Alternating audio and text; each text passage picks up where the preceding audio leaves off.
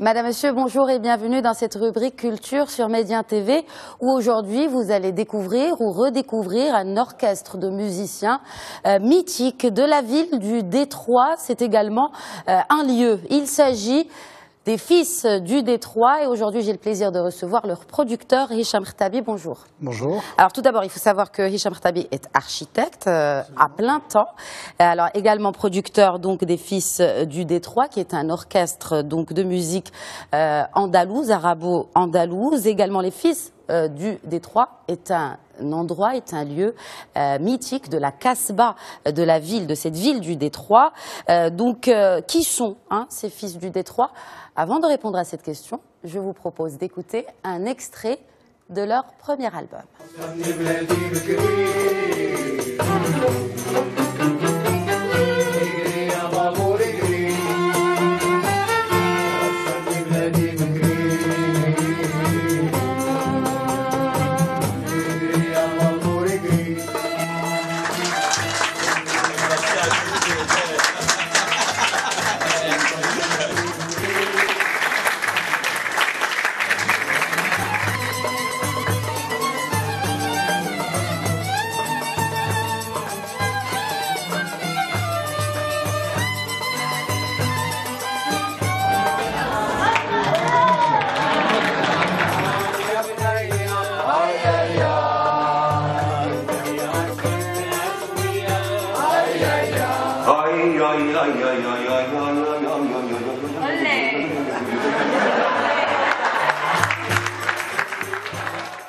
Alors on l'aura compris, c'est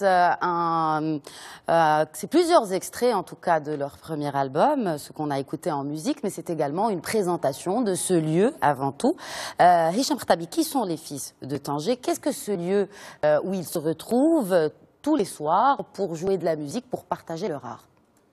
Pour eux, c'est tout d'abord un lieu de rencontre entre eux, parce que ce sont tout d'abord des amis, ce sont des personnes qui ont créé cette association en 1974, donc il y a déjà bien longtemps. Ce sont des personnes qui sont bien âgées. Donc c'est leur lieu de rencontre et c'est comme leur petit salon qu'ils ouvrent à tout le monde pour pouvoir donc partager avec eux ce savoir musical qui est ancestral et donc le diffuser à travers le monde parce qu'ils sont justement situés sur une place touristique, la place du Méchoir dans la Casbah, donc il y a énormément de visiteurs qui passent. Alors certainement, leur musique est appréciée au Maroc et au-delà du Maroc, grâce justement à ce passage de touristes dans cette région très touristique qu'est la Casbah de Tanger. Justement, vous aussi, vous avez apprécié leur musique, tellement appréciée d'ailleurs que vous avez décidé de les sortir un peu de l'ombre, si je puis me permettre l'expression, et les présenter sous un autre angle et aussi les présenter au public international en l'occurrence. C'est ça. Donc en fait, mon travail se résume essentiellement donc à essayer à leur donner plus de visibilité. C'est-à-dire, donc moi je les ai connus en me baladant dans la Casbah et en apprenant à les connaître jusqu'au jour où je réalise qu'en fait il n'y avait personne qui les structurait, c'était juste des musiciens qui ouvraient leurs portes et qui attendaient que des personnes rentrent. Il faut savoir que leur seul moyen, on va dire, c'est gratuit, c'est ouvert, c'est vraiment public. Alors, je vous interromps parce que là, nous sommes en train de regarder une photo avec 9 personnages, on peut le dire, les 9 musiciens de l'orchestre des Fils du Détroit. Est-ce que vous pouvez nous parler un peu de chacun d'eux? Alors, très bien. Donc le premier, Abdelkader Bakhat, lui c'est un horloger, donc il a sa petite boutique sur la rue de Fès, et Driss, celui qui est tout à gauche, à droite, en haut, c'est un taxista, c'est un ancien taxista. Alors taxista, il faut juste le préciser à nos téléspectateurs, ça veut dire un chauffeur de taxi, taxista, avec l'accent tangérois qu'on apprécie tant. Exactement. Puis nous avons au milieu, au centre, Abdelwahad Snhaji, qui est donc un musicien professionnel qui joue d'ailleurs avec un autre groupe qui est reconnu. Puis les autres sont des autres membres qui, en fait, c'est une association qui s'est créée avec d'autres membres, puis ils sont rentrés, ils sont partis en France, et donc ils se retrouvent en été. Donc en fait, il y a un mouvement c'est pas un orchestre établi, voilà, avec, en fait, avec des membres qui sont les mêmes tout le temps. Exactement. Alors, quand on parle justement des Fils du Détroit, de leur musique, est-ce que ce sont des morceaux de tradition arabo-andalouse? Est-ce que ce sont des créations propres aux Fils du Détroit, ou c'est un mix entre les deux? Alors tout d'abord, oui, c'est un cercle de musique arabo-andalou, donc forcément la musique arabo-andalouse est à l'honneur. C'est leur but de faire transmettre cette musique, mais Abdelmjid Mouddine, donc le fondateur et président de l'association, est un écrivain aussi, poète, donc qui a écrit beaucoup de compositions et qu'il fait participer donc des jeunes pour pouvoir donc interpréter ses propres chansons. Ces fils du Détroit, enfin ces petits-fils du Détroit, on les appelle maintenant, la nouvelle génération qui reprend le flambeau. Est-ce que comment d'abord sont-ils, disons, recrutés? Est-ce que c'est ouvert à tout le monde, comme on appelle les open mic? C'est bien sûr, naturellement, c'est des amateurs de musique arabo-andalouse. Qui sont-ils, ces petits-fils du Détroit? Ce sont tous des jeunes déjà, des étudiants, parfois même, donc on peut retrouver des jeunes de tous âges.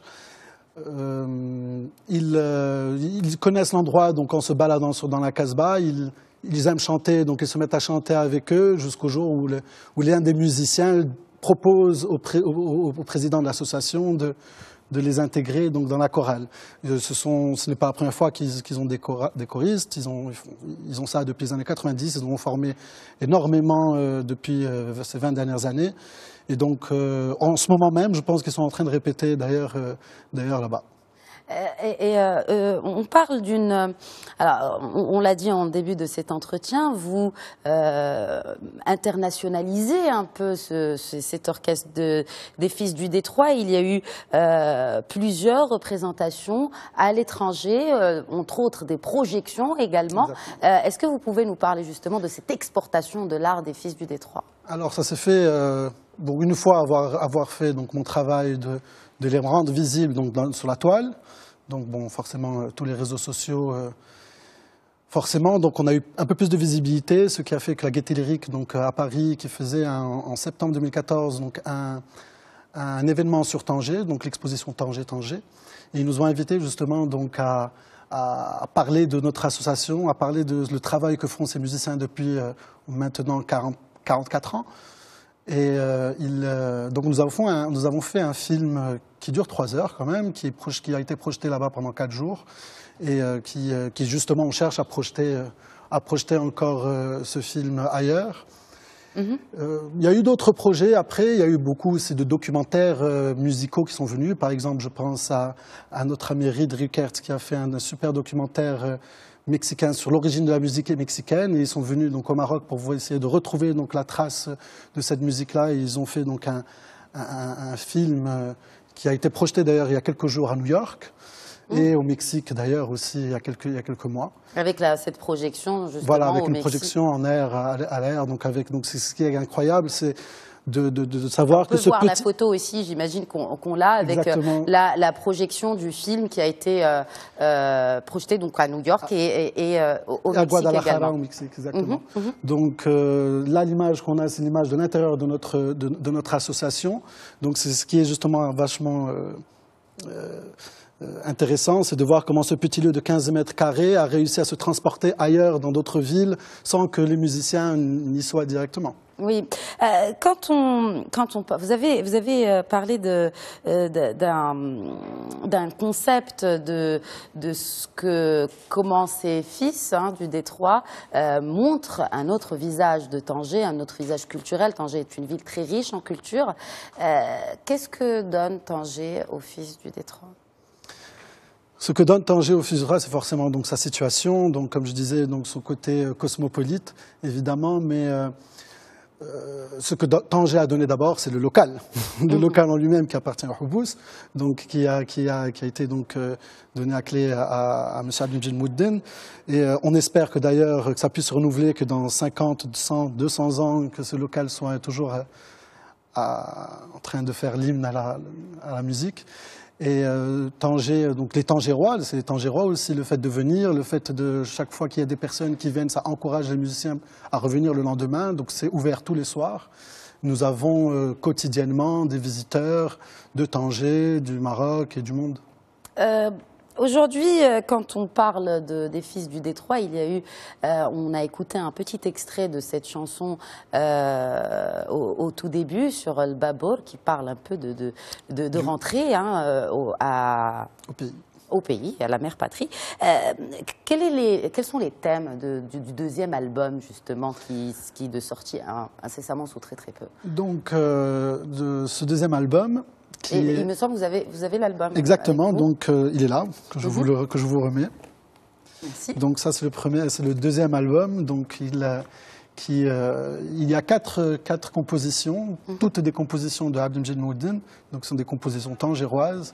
Sa musique, elle est inspirée donc forcément de la musique arabo-andalouse, du gharnati algérien, c'est un mélange de musique qui fait que donc c'est assez spécial et assez local. Riyah El Bled est une chanson qui parle forcément à tous les Marocains qui résident à l'étranger parce que c'est ce voyage de retour vers la mère patrie, comme vous avez dit. Et les thèmes qui ressortent autour de tout ça, c'est le Maroc, c'est ce qu'apporte le Maroc aux personnes qui sont loin. Il y a aussi une autre chanson qui parle forcément d'amour. On ne peut pas ne pas avoir un album sans parler de ce thème qui nous lie tous. Il y a l'amour de la patrie et puis l'amour classique, on va dire. Exactement. Oui. Donc, puis, il y a une autre chanson qui parle aussi des problèmes dans la basse société. Donc c'est vraiment un album qui mixe vachement les différents thèmes qu'on peut trouver actuellement. Très bien, donc je vous propose justement de se quitter en musique avec un extrait de Melk Hayran, des Fils du Détroit, que vous pouvez découvrir ou redécouvrir ou partager un moment musical autour d'un bon thé à la menthe bien tangérois. Et ça se passe sur la place du Mchouar, je le rappelle, à la Casbah de Tanger. Hicham Khattabi, merci beaucoup. Merci à vous. Extrait.